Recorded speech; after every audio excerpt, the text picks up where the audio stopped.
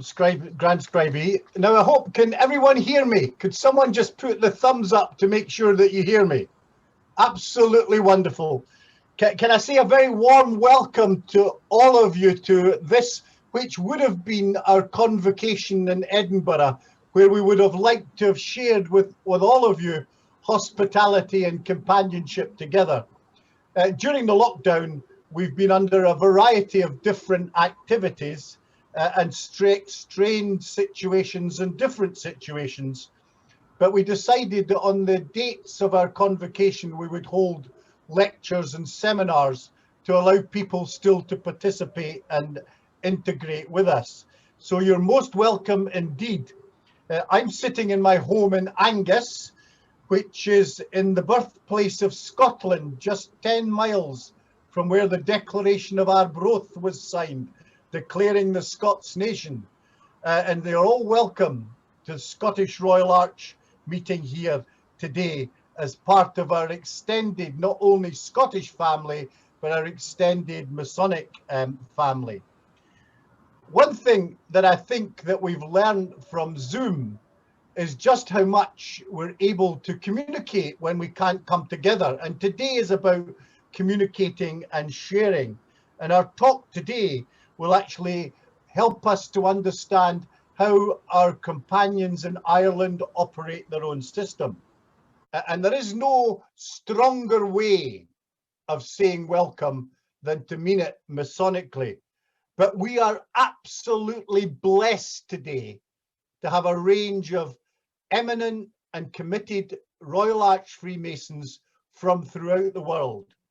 Let me first of all say how privileged we are to have our own Grand Master Mason in our midst, who has given up from a very committed and busy schedule time to come to listen to the lecture and participate. And to Ramsey, as you know, you're always welcome among us. Above all, though, in terms of today, and also because of the kind of links that have been established, I would like to welcome the Supreme Grand King of the Supreme Grand Royal Arch Chapter of Ireland. Gordon, you are most welcome. And your title is the title Masonically that I envy after, but I cannot get my Constitution Committee to change my title. To be the Supreme Grand King is the most wonderful thing. And we welcome you as a wonderful Royal Arch Freemason promoting our craft worldwide. Of course, not only do we stop there, we have a number of companions from all over the world. We've companions, not only other companions from Ireland, but we've got past First Grand Principal of Hungary, First Grand Principal of British Royal Arch Freemasonry in Germany, immediate past First Grand Principal, First Grand Principal of Supreme Grand Chapter from Greece, 17 Grand Superintendents, 6 Grand Superintendents from overseas, 42 provinces and districts represented, and also we have the privilege and honour to have the Grand Master of the Great Priory of Scotland with us. But all of these people together would want me, on their behalf and on my own behalf, to welcome all of you companions, because we know that what the strength of Royal Arch Freemasonry is the companions. You privilege us with the leadership, but we know that it's you that creates the service and the way forward. Just for those of you who have never heard me talk on this theme before, many of you will know that I'm a great ABBA fan. And of course, I don't even get embarrassed to tell you I'm an ABBA fan. And it's one of the most fantastic bits of music, ABBA, that you're able to dance to is actually Dancing Queen. But there is a song in one of the ABBA movies that has a line in it that says, "There is no point in climbing a ladder if it's on the wrong wall. There's no point in climbing a ladder if it's on the wrong wall." Let me say on behalf of all the leaders of Freemasonry here, we all know that the ladder that we climb is on the right wall, because it's on the wall of value and justice, and it's on a wall in which we actually attempt to make ourselves better citizens and men to serve in a fuller way. So keep climbing. I know there are some of you can't get above the 6th rung, because of age, but just keep climbing that ladder, reach the top, and we'll be able to proclaim together and internationally how great Freemasonry is and the contribution it has to make in the worldwide situation. So that's my opening remarks, and just a final opening remark to get it put on record that I have no intention when we come back to meeting physically, and that might not be so long into the distance, no intention of allowing any procedure that's put into place within our convocations where the first grand principle will be able to be muted by someone else. And I'm sure the rest of you will keep that principle up as leaders of the Royal Arch Craft as well. No muting, because we want to celebrate what we've got to offer. I now have the absolute pleasure to introduce to you our speaker today, who's going to talk on the nature and the development of Royal Arch Freemasonry in Ireland. And he is someone who I have valued from the time that I've met him in terms of the contribution that he makes to Freemasonry, not only in Ireland, but beyond. Philip was initiated into Freemasonry in October 1978. Now, in 1978, I was hardly born, so that tells you the difference between Philip and myself. When his lodge, which was lodge number 342, returned its warrant in 1997, he affiliated to the Union Lodge in 238 and is a founder member there. And in 2010, he affiliated to Lodge Ireland 2000, the Internet Lodge. Philip became quickly an established leader in Freemasonry and was made chairman of the Metropolitan Board, the equivalent of a provincial Grand Master, in 2009. And he continued in that role to 2016. At the beginning of 2017, saw Philip become Grand Secretary and take on the position again of a most wonderful title of the Grand Registrar of the Supreme Grand Royal Arch Chapter of Ireland. He's been exalted to the degree of Royal Arch Freemason in his chapter 426 in February 1982, and a current member of Temple Royal Arch Chapter number 6. He continued his journey up the ladder of Freemasonry and has become a member of the Great Priory and was admitted to the preceptory of the High Knights Templar in 1986. In 2017, he was created a Knight Mason within the Chief Council of Knight Masons, and he was also invited to join the funeral chapter Prince Masons number 4 in 2018 in the Ancient and Accepted Rite. Now there's credentials for you, there's credibility and there's knowledge, but Philip, there goes with it the increased expectation that you're going to be a wonderful speaker today.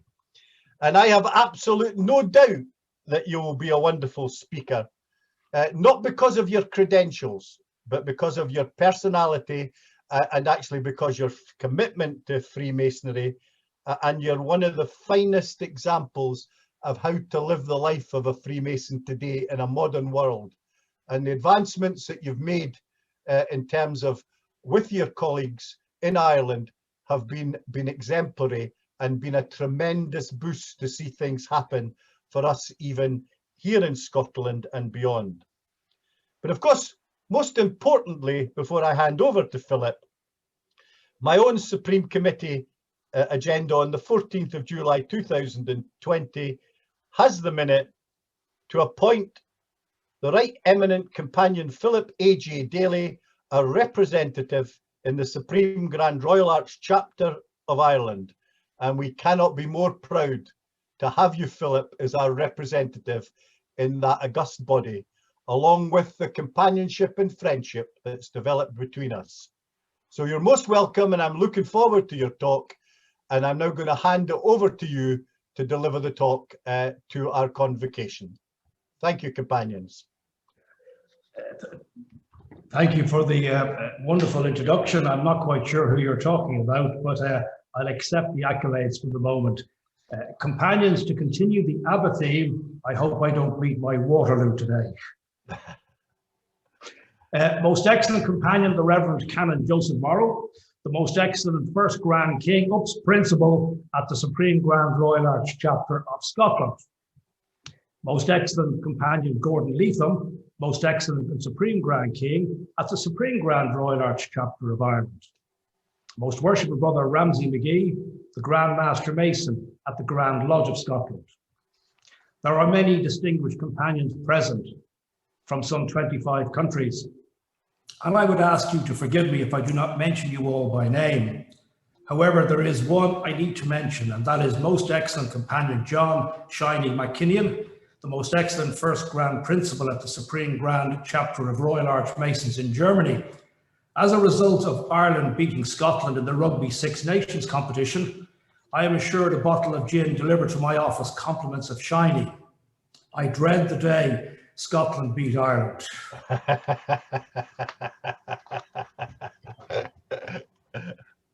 Companions, good afternoon. It is a great pleasure to have the opportunity to address the Supreme Grand Royal Arch Chapter of Scotland and their guests, and to share with you some aspects of Royal Arch Masonry in Ireland. And I thank you most sincerely for the invitation. Yes, I was very pleased to be appointed the representative for Scotland, and contrary to popular belief, this has nothing to do with the fact that I'm partial to a single malt. Thomas Andrew Leher, a retired American musician, singer-songwriter, and mathematician, quoted, "Let no one else's work evade your eyes. Remember why the good Lord made your eyes. So don't shade your eyes, but plagiarize, plagiarize, plagiarize. Only be sure always to call it research." I would take this opportunity to thank the authors of the documents that have enabled me to prepare this paper on some aspects of Royal Arch Masonry in Ireland. The first recorded reference to Royal Arch Masonry anywhere occurs in a contemporary account of a Masonic procession in the town of Youghal in County Cork on the southern Irish seaboard on the 27th of December 1743, showing that some form of Royal Arch Masonry must have existed in those parts as early as that, and probably earlier.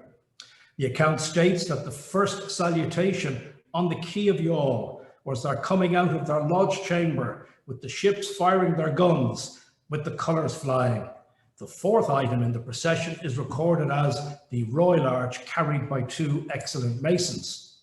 However, the oldest known chapter in the world is Stirling Rock Royal Arch Chapter No. 2 in Scotland, which has worked since 1743.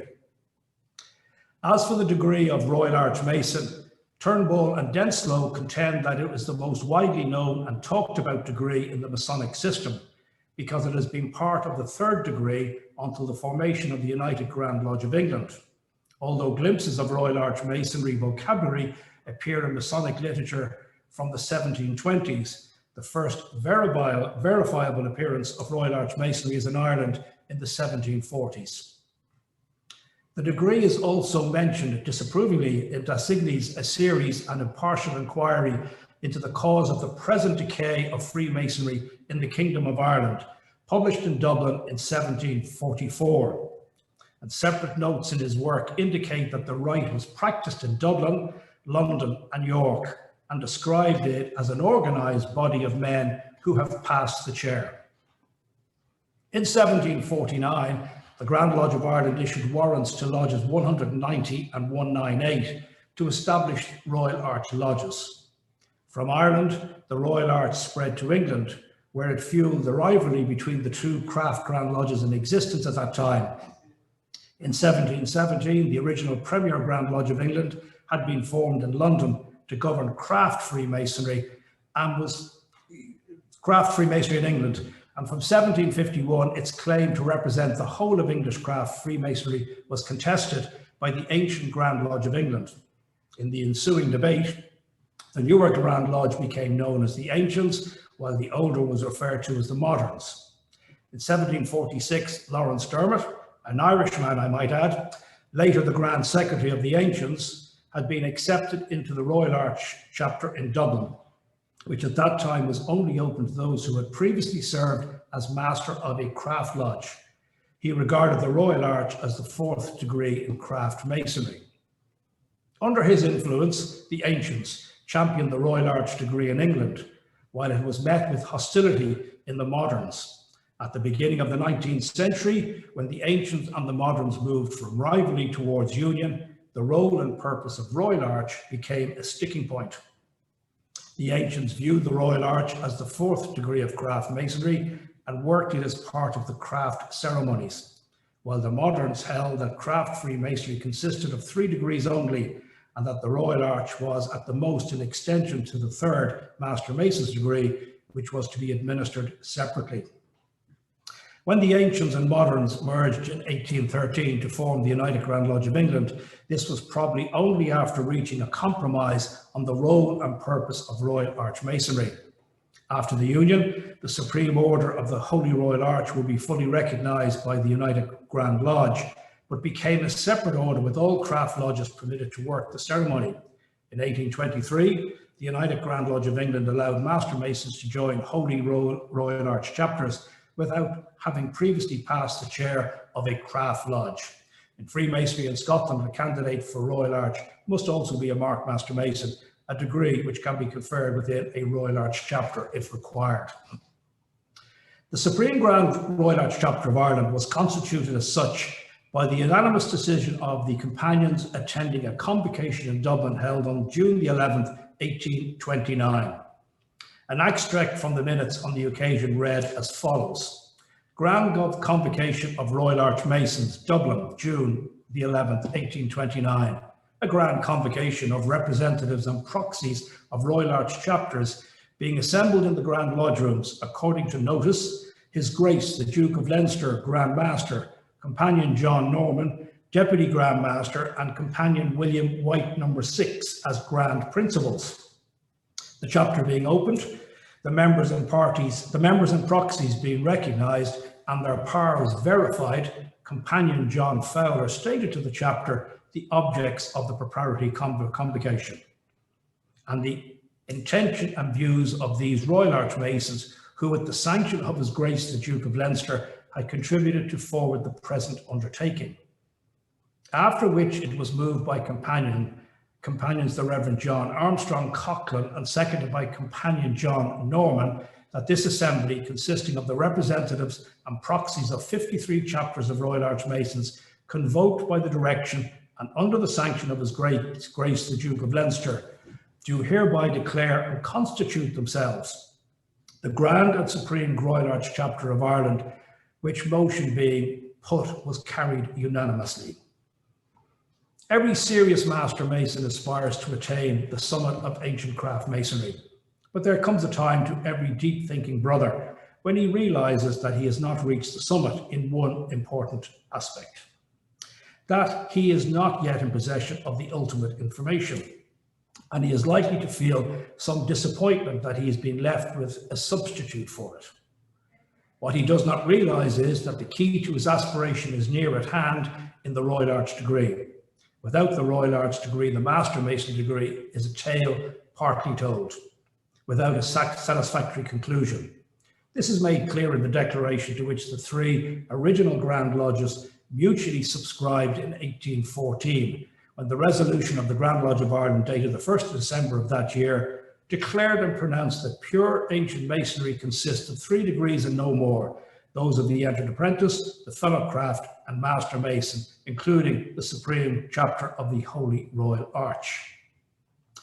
From this, it necessarily followed that the education of a brother of the craft in Ireland was then not considered complete until he became a Royal Arch Mason.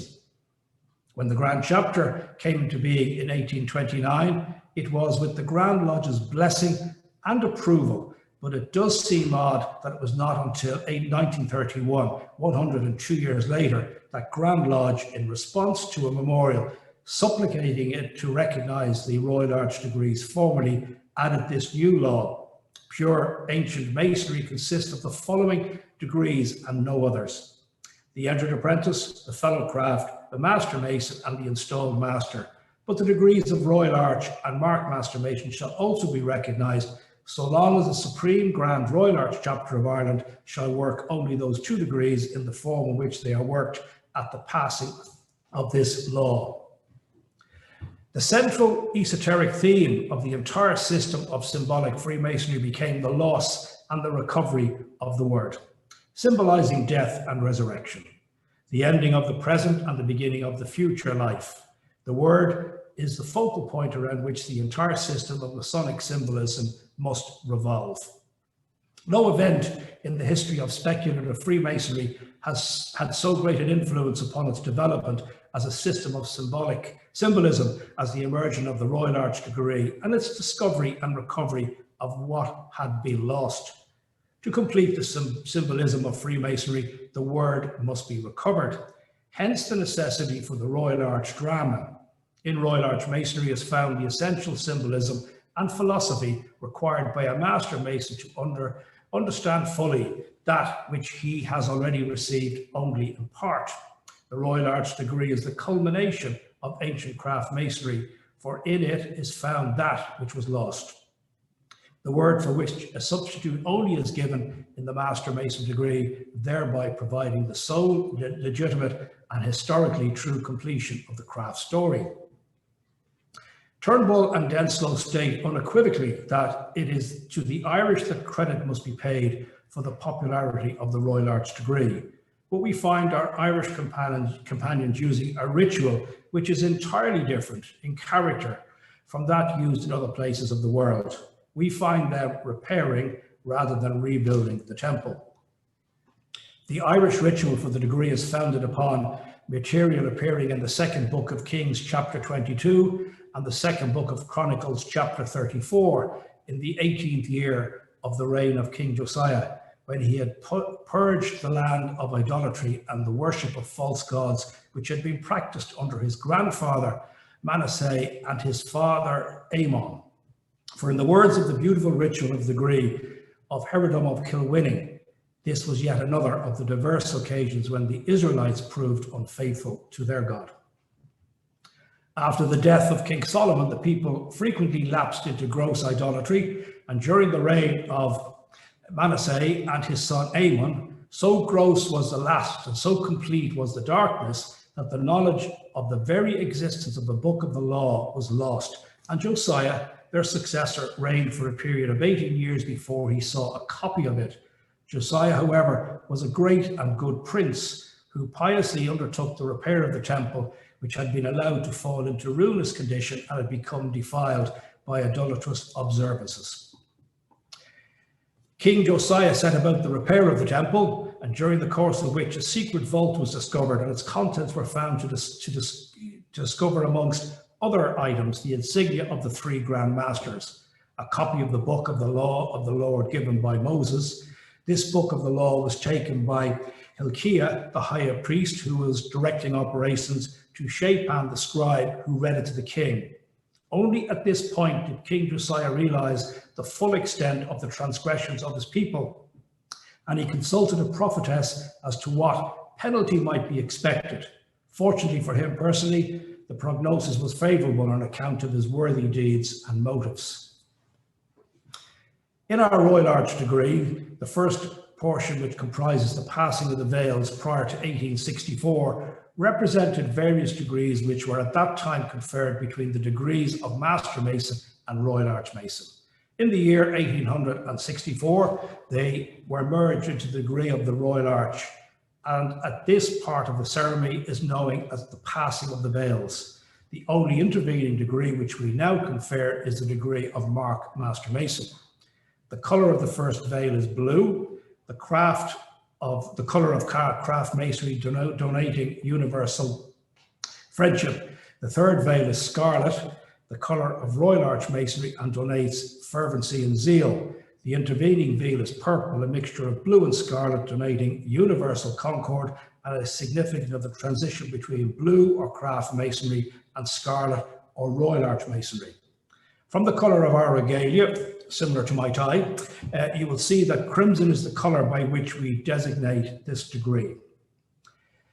With blue attributed to the craft, purple the colour derived from mixing blue and crimson, as signified by the colours of the veils, and indeed we are told elsewhere in the volume of the Sacred Law that Hiram Abiff was skillful to work in various items, including in purple, in blue, and in fine linen, and in crimson.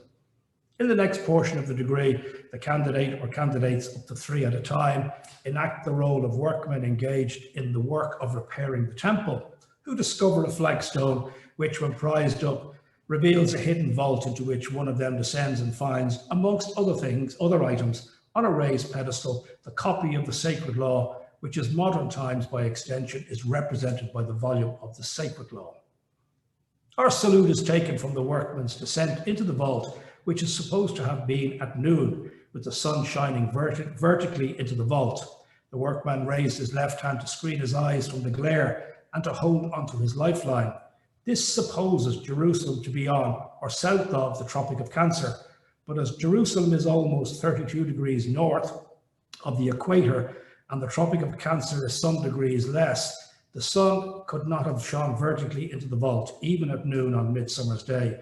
Thus the workman must have been facing south, and if he had the good sense to stand the other side of the hole facing north, the sun would not have been in his eyes, but then we would not have our salute. Should you visit a Royal Arch chapter in Ireland, probably the most disconcerting moment would be when the captain of host, by command of the excellent king and council, directs the companions to divide the word. All companions forms a group of 3, with the senior companion facing the east, and perform the ceremony of dividing the word. The senior companion initiates the division of the word and is the only one to repeat the syllables in their correct order. The captain of host, the superintendent of the tabernacle, and the Royal Arch captain watch to see that all do so correctly, for this is where impostors are most likely to be discovered. And when satisfied that all is in order, they themselves perform the ceremony, and the captain of the host reports to the excellent king and council that the companions have divided the word. Unfortunately, in this forum, it will be improper to explain the details of dividing the word. However, we would be delighted for you to attend a Royal Arch meeting in Ireland when we can demonstrate and you can take part. Without giving away any secrets, when in the position to divide the word, the feet represent the floor of the vault. They are in the form of an equilateral triangle to remind us to make the Supreme King of heaven and earth the foundation of all our undertakings. The right hands represent the roof of the covering of the vault, and the left hands represent the pedestal on which the symbols are placed, and the 3 heads together represent the 3 Grand Masters. When the dividing of the word is complete, it symbolizes the sealing of the vault. An important emblem in this degree is the figure which you find on our banners. It is formed by 2 interlaced equilateral triangles and is known as the Mogan Dovoid, or the Shield of David. Its origin has been lost in antiquity, but it is still used as a national emblem by the Jews. Its 6 points are said to represent the 4 cardinal points, north, south, east, and west, and the upward and downward directions, and as there is an equilateral triangle, the emblem of the deity at each point, it reminds us that God reigns supreme in all the realms of existence. The other emblem on the banner is called the Triple Taw, because as its name implies, it is formed by 3 T's or taws. The taw is said to be the sign referred to in the book of Ezekiel, and those who bore it on their foreheads were saved, while all others died by the wrathful displeasure of the Lord. The ancients placed this mark on the foreheads of those who had been tried for their lives and acquitted by their judges, and also on soldiers who had returned uninjured from battle. Thus it became known as the symbol or hieroglyphic of life. Any symbol used in a threefold manner has an infinitely increased significance. Therefore, we Royal Arch Masons take the Triple Taw to be the symbol donating eternal life. We speak of it as the emblem of all emblems, the grand emblem of Royal Arch Masonry.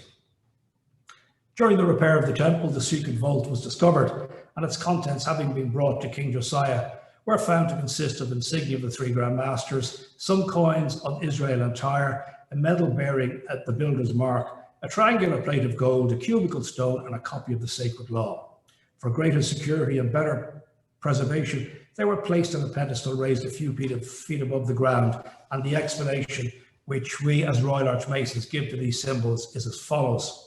Two of the squares, the insignia on the Grand Master's belonging to the King Solomon and King Hiram were probably kept in the vault, but as Hiram Abiff was constantly at labor in the temple, it is assumed that he wore his suspended on a chain around his neck, and after his untimely death, his square was placed in the vault with the other two.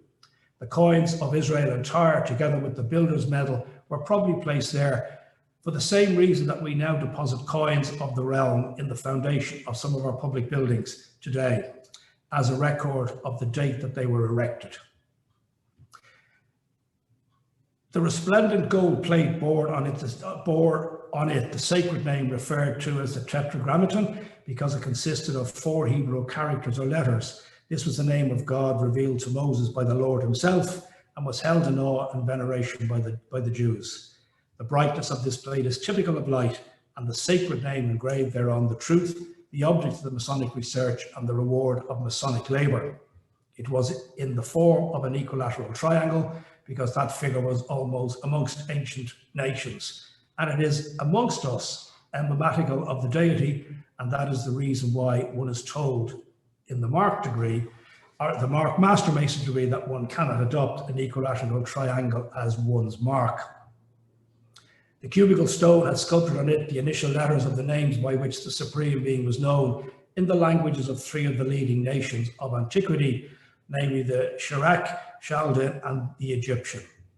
The 3 names constitute the long-lost secret word of a Master Mason. You will understand that a copy of the sacred law found in the vault was not a bound copy such as we use today. It was probably an ancient scroll with part of the book of Deuteronomy and most probably the 10 Commandments, but we Royal Archmasons substitute that with ancient scroll of our volume of the sacred law.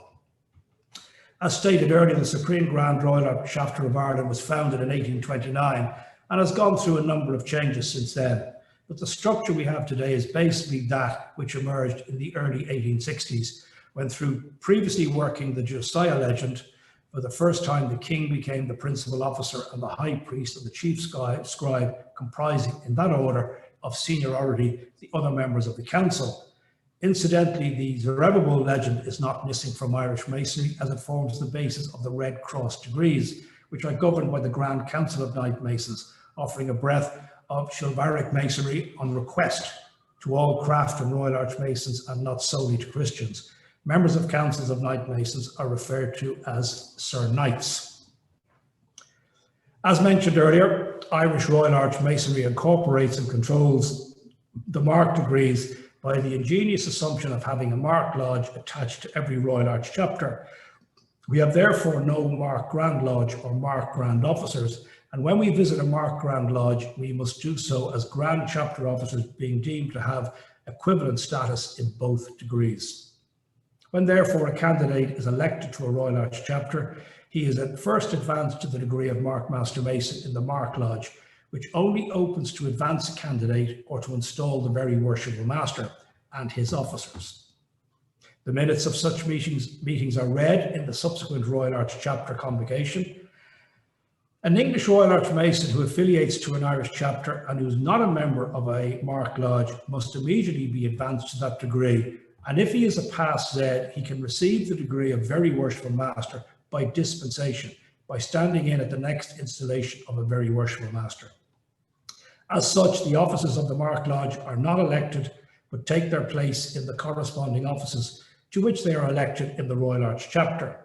The excellent king being also the Very Worshipful Master of the Mark Lodge, in which office he must be installed before he may be installed in the chapter.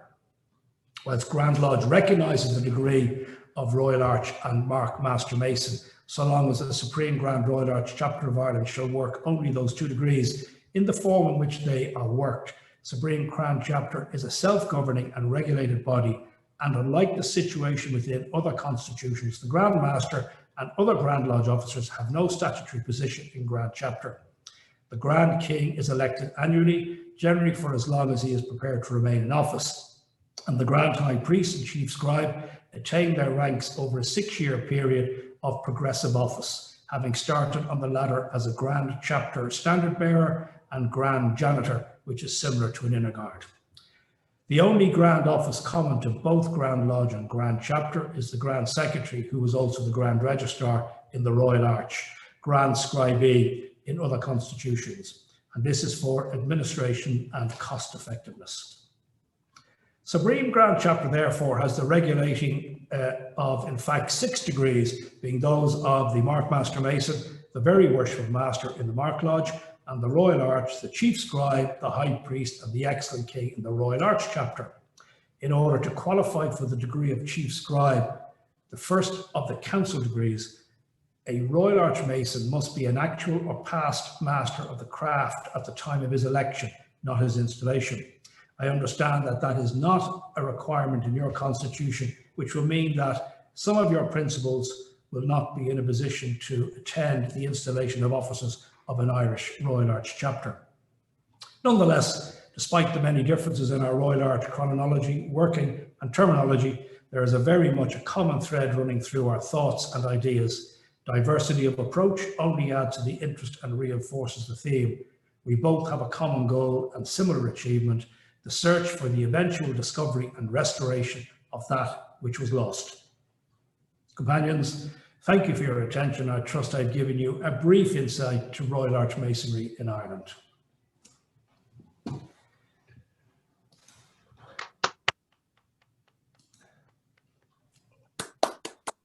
Well, thank you very much for that, Philip. And not only have you given us insight, you've given us a real picture which of actually how it operates today. And I think that's very important. But above all, that very strong sense of what it means to be a companion within an international setting. And may I repeat again that the hospitality I've received in the Irish Royal Arch has been second to none, with a very warm welcome from your leaders and yourselves. And I know that all the Scottish Royal Arch Freemasons receive the same thing. So thank you for that. Now, companions, it falls upon me just to move the meeting towards a close with some closing remarks. And of course, my personal thanks goes to Philip and to all the distinguished guests, such as Gordon and Ramsey and others who have attended this afternoon. We could not be more happy and feel so warm that you've given time to come to be amongst us. And we think that's very important. The content of Philip's lecture and talk will be with us for a while, and we'll create conversation, and that's what it's about. But it's constructive conversation that will move us forward. Let me put on record my thanks to the team who put this together. It's a sort of magic thing that when technology works, we're all in a wonderful position, but there are people behind that put a tremendous amount of work into it. The other day, I was given a privilege to fly down on a C-17 from Turnberry down to Bryce Norton, which is a great RAF plane. And at the end of it, I had to go and meet someone who was quite distinguished and have a conversation. And they said something to me that stuck. They said something about themselves, and it went like this. They think they know what I'm going to be doing, but I can still surprise them. And actually, I was so uplifted because of the nature of the person I was speaking to. But I also think it's almost a phrase we should develop in Royal Arch Freemasonry. They think they know what we're doing? Well, let's surprise them. And I think, in fact, in our own Supreme Chapter and in your own Supreme Chapter with your leadership, that's what's going on. And we need to keep that surprise going on. What I'm always heartened about is that wherever we go, there is an interest and a growing interest in Royal Arch Freemasonry. As many of you will know, we've had approaches from a number of Eastern European countries to take the degrees there, to try to encourage it to take place. And wherever you are politically on that, in terms of Masonic activity, we need to consider how we share our Royal Arch Freemasonry, and that's what Philip has done today. But I want to leave you, because of my role as Lord Lion, I have to sign off all mottos for coats of arms. And when I was in Bulgaria very recently, before the lockdown, in the city of Sofia, which is their capital, most brilliant city, their city motto is ever growing, never aging. Ever growing, never aging. And I wish you all that that's what happens to us as companions and as the Royal Arch chapter, and the vibrancy we've seen this afternoon in the conversation and in the lecture, and the absolute attendance of such significant figures amongst us. We are ever growing, but never aging. Some of us are looking better than others, but I'll leave it there with that ever growing, never aging. Thank you, companions, for your attendance. And I wonder if I might just ask the original committee with Philip just to hang on at the end. And I wish you well, and God be with you till we meet again. Thank you.